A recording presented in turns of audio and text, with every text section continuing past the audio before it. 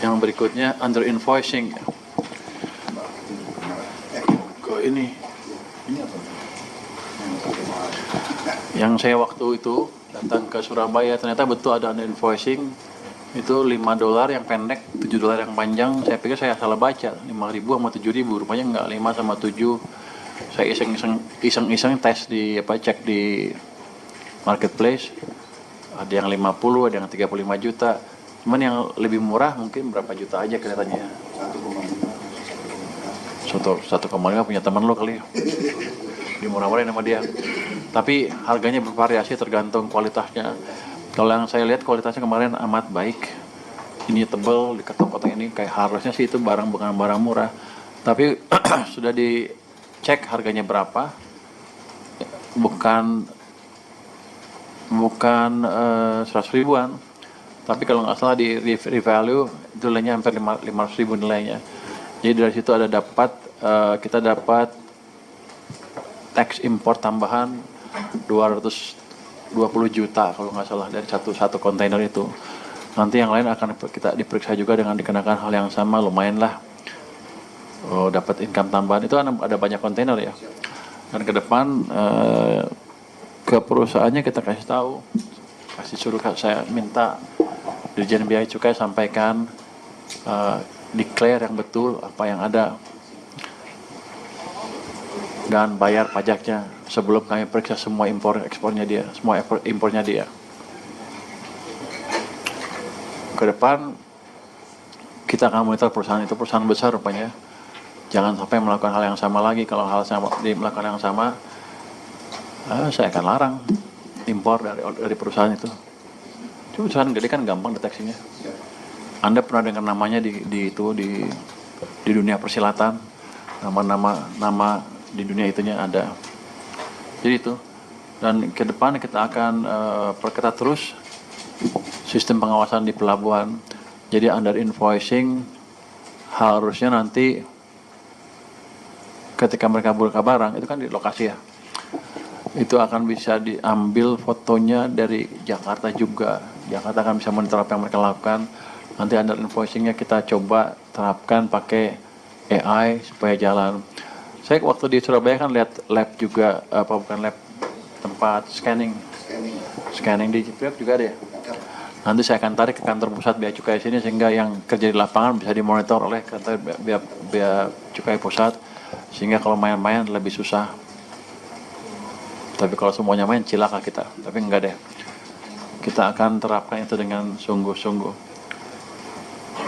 Jadi Ijen akan melakukan pengawasan dan pendampingan pemeriksaan dokumen dan fisik barang di seluruh pelabuhan utama. Betul nih Pak Ijen? Mana dia?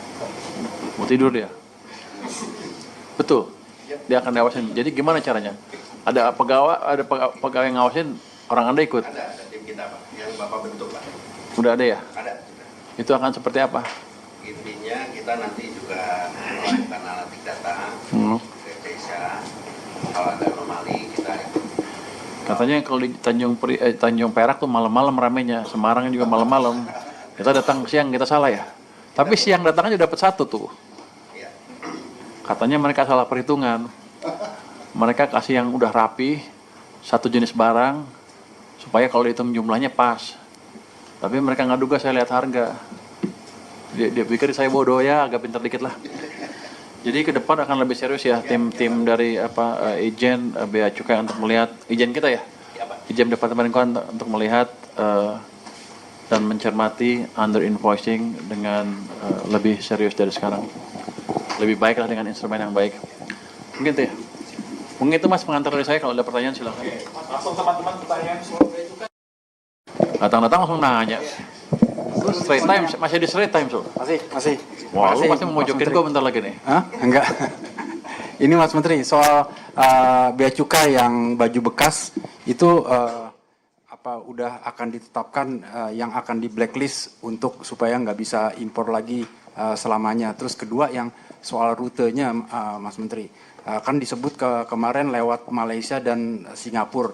Pertanyaannya apakah Singapura itu transit country atau emang sumber juga Singapura dan juga Malaysia. Mungkin ketiga terakhir soal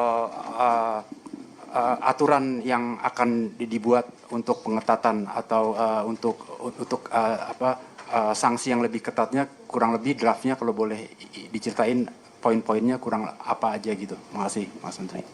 Anda Singapura kenapa sampai concern ke peraturan? Menurut Anda Singapura sumber ya? Justru pengen tahu tuh. Ini Straits Times. Kenapa Singapura pengen tahu? Karena di berita-berita udah keluar kan Singapura, jadi hal-hal yang terkait itu kita tertarik. Kalau sumber, Enggak, kalau Singapura mungkin hub kan mungkin tempatnya sedikit kan, Pak, sumber pemakai bekasnya sedikit kan di Singapura. Kalau kita lihat sih sebagian besar ya, yang bekas-bekas itu banyak juga yang baru yang nggak dijual ke pasar atau nggak laku, jadi masuk ke sini, didam ke sini. Kalau yang bekas-bekas kan makanya saya lihat tuh waktu di Cikarang saya lihat seperti apa sih. Sebagian besar masih bagus, barang baru.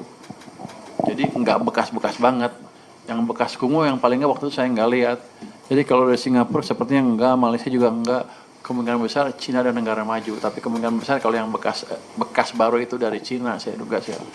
Dan kalau saya lihat iklan-iklan juga banyak tuh. Silakan belanja ke Cina, ada ini di press gitu. Ada loh. Jadi saya lihat di YouTube seperti itu. Kalau berapa orang di blacklist sampai sekarang belum ada ya Pak Jen belum ya. Nah ini emang kita agak lambat. Udah ada belum nih blacklist orangnya? Nggak boleh impor lagi? Belum kan? Belum. Nah, belum. Kenapa belum? Sedang baru akan. Nah, sedang baru akan, berarti 10 tahun lagi. Enggak. Segera. Minggu depannya dilihat deh, atau ya. Baik, Pak. Terus yang petantang-petantang di TV yang mendukung itu mulai datangin ya. Bea Cukai datang sana ke orangnya, biar kapok dia. Karena itu jelas barang ilegal. Kalau ilegal kan sudah jelas melanggar hukum. Kok berani ngomong di TV? Seolah-olah kejahatan sekarang boleh di sini dilakukan. Itu nggak bisa. Jadi yang di YouTube, yang di TV itu hati-hati. Saya akan kirim orang. Karena Anda declare Anda penjahat. Terus saya diem. Kira-kira gitu. Yang ketiga ini peraturannya sedang kami desain. Tapi gini, peraturan apa lagi yang Anda mau? Kan udah nggak boleh masuk. Anda maunya apa? Yang Anda expect peraturan apa lagi? mungkin ini sih pengetatan mungkin di pelabuhan tikus atau di mana tuh? Itu kan biasa. Gini, saya juga diberitakan katanya lewat pelabuhan tikus. Tapi kalau pelabuhan tikus kan sedikit kapasitasnya, kapalnya juga kecil. Berapa sih? Pasti nggak bisa pakai ini kan kontainer kan, dikumpulkan di satu tempat. Saya duga bukan di pelabuhan tikus masuknya, malah di pelabuhan besar, karena bisa masuk kontainer besar di situ. Kalau tikus saya bisa hitung berapa sih, ya nggak banyak lah. Terus repot lagi ke pelabuhannya, ngambilnya berapa lagi? Mahal banget, pasti mahal banget. Apalagi kalau pelabuhan tikus di mana di Sumatera, pantai timur Sumatera. Saya selalu dapat masukan itu, pantai timur Sumatera. Dia udah masuknya susah, ngambilnya juga susah, transportnya susah, nggak mungkin harganya murah. Jadi dugaan saya emang di pelabuhan besar. Hanya saja mereka main-main. Kalau saya datang mereka kabur, itu belaga ini. Kenapa saya ke Surabaya kemarin? Karena rupanya setelah saya bilang kita akan perketat pengawasan, banyak kontainer yang udah turun, tapi tidak segera melaporkan PIB-nya, PIB, pemberitahuan import barang, supaya nggak dibuka. Saya datang sana, saya bilang, lu pokoknya kalau 2 minggu nggak PIB, kita bongkar orang yang sudah datang ke situ. Ternyata pas sudah datang ke sana rame, dikasihlah barang yang salah itu. Tapi artinya mereka cukup canggih.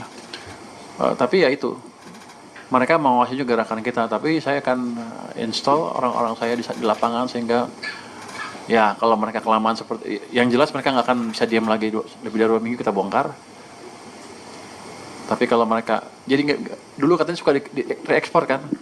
Kalau lama diekspor, takut diekspor. Sekarang nggak bisa, saya bongkar, tangkap orangnya kalau itu hukum, gitu kira-kira. Jadi aturan yang baru nggak ada, kita hanya implement lebih ketat di lapangan. Kalau oknum bea cukai yang selama ini juga terlibat untuk biarin masuk itu, apa ada tindakan juga oknum bea cukai yang di lapangan? Nanti begitu tangkap tangan akan ditindak jelas. Kan kita masih investigasi kan, makanya Irjen saya kamu apa sih, Irjen apa Irjen? Saya Irjen, Pak. Irjen, kalau departemennya Irjen. Irjen. Oh, Irjen saya akan deploy orangnya di lapangan. Kira-kira kita tahu sih tokoh-tokohnya siapa sih, si ini udah ada, termasuk di Bea Cukainya. Saya harapin mereka tiarap dulu sampai 10 tahun ke depan. Nanti kalau udah di sini bolehlah jalan lah. Kalau saya udah nggak di sini lagi gitu, kira-kira 5 tahun lah, bukan sini 5 tahun. Jadi kita tahu nama-namanya, tinggal tunggu waktu untuk hidup. Thank you. Jadi saya tanya balik, Singapura mau ekspor berapa ke sini?